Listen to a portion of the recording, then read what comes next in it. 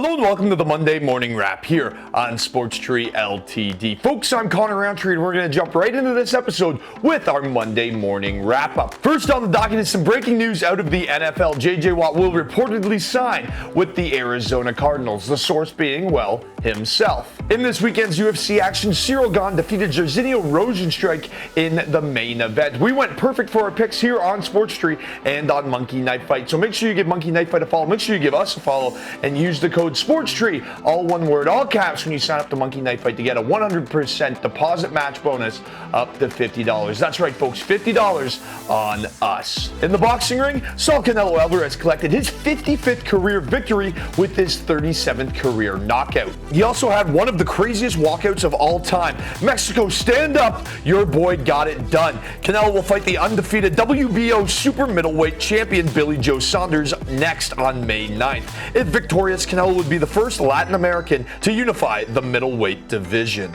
On Sunday, Colin Morikawa captured the WGC Workday Championship, clearing the second place finisher in one of our picks, Brooks Koepka, by 2 strokes. For back-to-back weeks here on Sports Tree, our golfer has finished in second place and in the money. We've had one of our 3 golfers place in every single tournament that we've covered this year on Trees 3, and that also leads us to our bump of the week. If you weren't aware, Tiger Woods was in a very severe car accident just last week.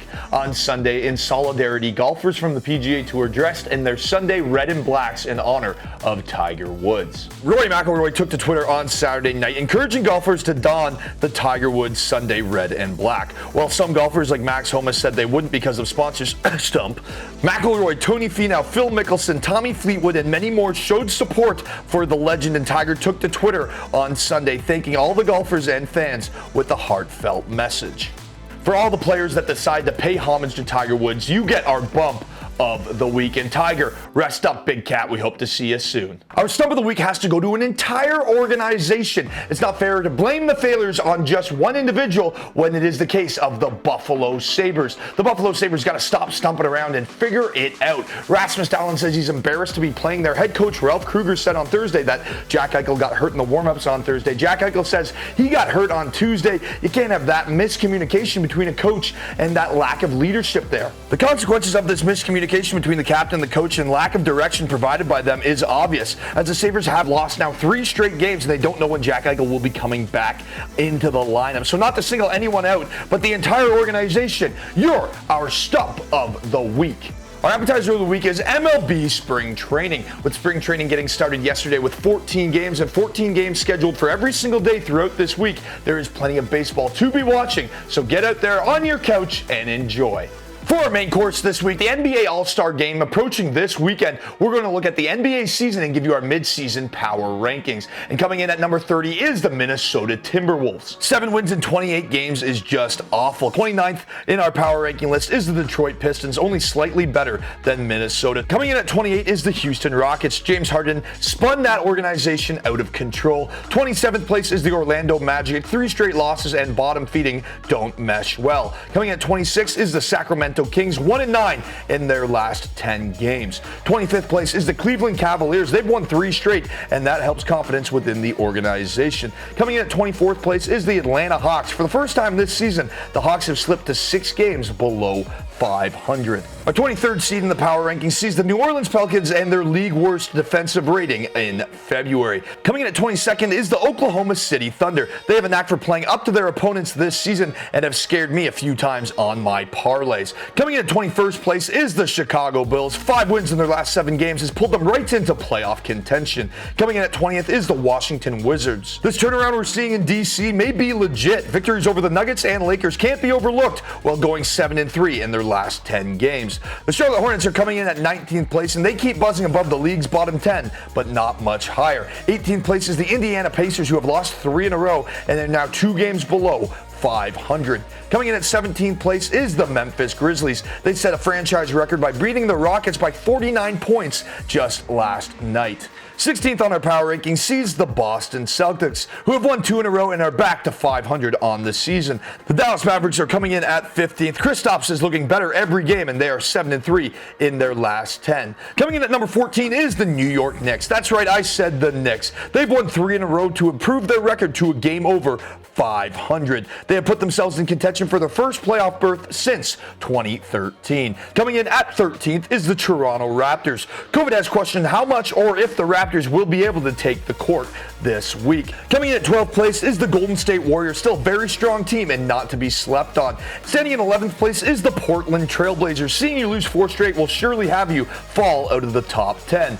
Coming in at number 10 is the Miami Heat. They are winners of 6 straight and now at 500 on the season. Coming out in 9th place are the Denver Nuggets, winning tough games and losing winnable ones. The 8th seed goes to the San Antonio Spurs, a staple of any power ranking top 10. For how sharp pop Spurs have been, DeRozan has been sharper, dropping 32 points on Saturday night. Coming in at 7th place is the Philadelphia 76ers. 5-5 of their last 10 sees them fall outside the top 5. The LA Clippers lock up the 6th seed. The Clippers didn't have a great week to their standards and need to get more consistency in their winning ways. Starting out our top 5 are the Phoenix Suns, being tied for 4th place with 8 wins and 2 losses in their last 10, has the sun shining in Phoenix. The 4th seed goes to the Brooklyn Nets. They saw their win streak snapped on Saturday night without KD or Kyrie Irving in the lineup. If those guys are fully rested come playoff time, look for the Nets to control their own destiny. Sitting in the bronze spot, coming in at number 3 are the LA Lakers. After a 4-game slide early last week, they've rattled off 2 straight wins. Coming in at number 2 on our power ranking are the Milwaukee Bucks. They won their 5th straight game against the Clippers on Sunday and proving they have their resiliency. They take on the Nuggets tomorrow night. The first place in our power ranking has to go to the Utah Jazz, the only team in the NBA with a winning percentage over 700 and are clear-cut the NBA's best team with a win percentage of 794. For dessert this week, we're going to take it to the ice, and because we did our NBA power rankings, we have to follow that with our NHL power rankings. And coming in at 31st, we talked about them earlier, they're our stump of the week. It's the Buffalo Sabres. We have no idea what's going on in Buffalo, but who really cares? It's Buffalo. And the fact that they're 2-7-1 in their last 10 games just goes further to prove our point. Coming in at 30th are the Ottawa Senators with just 7 wins on the season and the most goals against in the NHL. There's a lot of growth to be done in Ottawa. 29th place is the Vancouver Canucks. They are 3-0 against Ottawa this year, but have just 5 wins against the rest of their division. Yikes. Coming in at 28th place is the Detroit Red Wings. With the second worst goal differential in the league, Hockeytown is in need of a new identity. 27th place are the Anaheim Ducks. Back-to-back 3-goal leads resulting in back-to-back losses.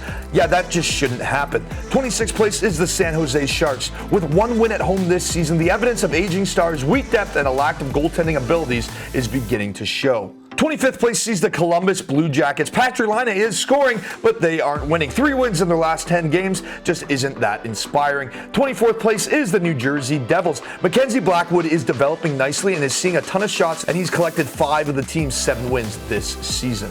23rd place is the Dallas Stars. You'd think the talent is there, but they've won just 2 out of their last 12 games. 22nd place sees the New York Rangers. Like Mika Zibanejad, they just aren't performing to their abilities. 21st place sees the Arizona Coyotes. Overcoming back-to-back 3-goal deficits over the aforementioned Ducks is huge, but they've lost 2 straight since. Coming at 20th is the Nashville Predators. They got back into the playoff race, taking advantage of a struggling Columbus Blue Jackets team last week. 19th is the Montreal Canadiens. Coach fired, 2 wins in their last 10 games. Superstar goalie that is struggling. The free fall has begun. 18th place is the St. Louis Blues. Injuries have plagued them this year, but Vladimir Tarasenko should be making his way back to the lineup soon. 17th place is the Calgary Flames. Though they lost 5 of 6 before putting up 6 goals against the Sens, they get to play the Sens a few more times. 16th seed are the LA Kings. They're playing a solid string of hockey, but the veteran core is past its prime. The 15th seed goes to the Pittsburgh Penguins. The 14th seed goes to the Chicago Blackhawks. They are exceeding expectations, and Kevin Lankinen is a stud between the pipes. The 13th seed goes to the Winnipeg Jets. Winners of 4 straight, the Jets are soaring up the standings. The 12th seed goes to the Boston Bruins. They have a deep squad, but seem to be slowing down, and inconsistency is showing as older players are getting into a jammed schedule. 11th place goes to the New York Islanders. They played 12 games in the month of February, going 2-2-2 against Pittsburgh and 6-0 against everybody else. Also, they have yet to lose at home in regulation. The Philadelphia Flyers kick off our top 10. 3 straight wins, and both goaltenders are playing very very well. The 9th seed goes to the Washington Capitals. They sit in 3rd place with goals scored and have won 3 straight games. The 8th seed goes to the Carolina Hurricanes. Young, fast, gritty, fun to watch.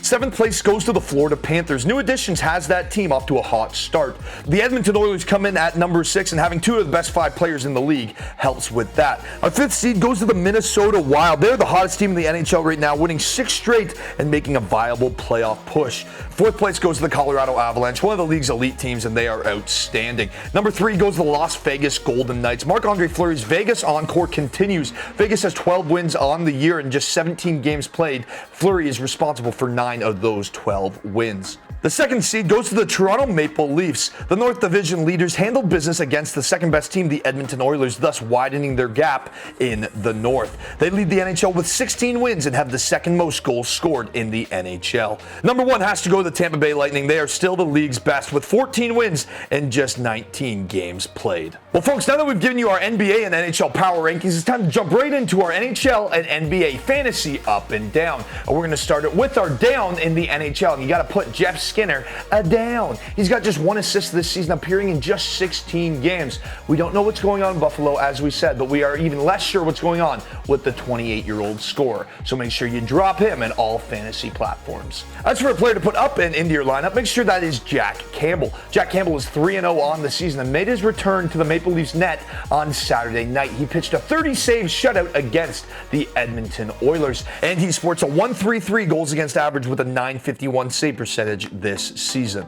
As for the NBA, they're getting ready for their All-Star break, meaning some teams are resting their starters a little extra longer to give them a little more rejuvenated juice for the second half of the season. One of those teams is the OKC Thunder, and that is why you have to put Ty Jerome up and into your lineup. He's just 2% owned in Yahoo Fantasy formats, and the guard dropped a career-high 15 points in his last outing. With OKC's guards banged up heading into the All-Star break, they've already said they're going to rest them, so look for Ty Jerome to get some serious minutes. As for our down, this is a bit of a hot take, but you got to put down Danilo Gallinari. Outside of that killer 38-point performance, Gallinari has reached double digits just once in the past 7 games. As for a trivia question on this week's edition of the Monday Morning Wrap, we talked a whole lot of basketball, so we're going to keep it in the NBA. Who's the only NBA player to average a triple-double for the entirety of a season? Folks, head on over to Sports Tree and sign up today. Remember, an upgrade in your subscription is an upgrade in your chance to win. Folks, I'm Connor Roundtree. Thank you so much for joining us on this week's edition of the Monday Morning Wrap. Folks, that's a wrap.